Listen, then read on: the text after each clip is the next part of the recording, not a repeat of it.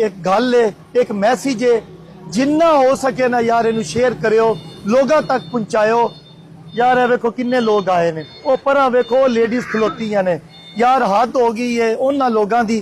Fake अकाउंटां तू मेरे ही account बना के मैसेज करते ने, गैलेक्सी पंप ते 5 बजे आ जाओ, 4 बजे आ जाओ, 2 बजे आ जाओ, पैसे लै जाओ, किसी नू 50,000 लै जाओ, कोई आंदा लाख लै जाओ।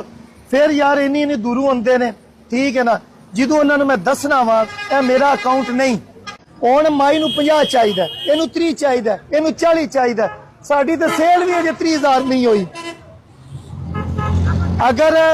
अगर मैनू महीने का मुनाफा 3 लाख होंदा, इस टाइम इत्थे 10 लाख वाले बंदे ने। इंज ना करया करो, तंग ना करया करो। चेन बना रहा इंशाअल्लाह, मैं तुहाडे नाल आ।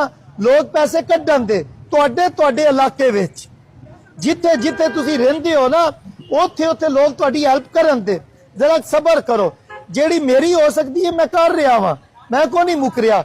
लेकिन पूरा पाकिस्तान रोज दा 500 600 बंदा मेरे को पैसे वास्ते आवेगा, मैं किवें दे सकना? नहीं दे सकता जी। यह गल है। हुण तुसीं मेरे नाल नाराज होवो या खुश होवो, मैं दिल दी गल सारियां सामने रख दित्ती है, ठीक है ना।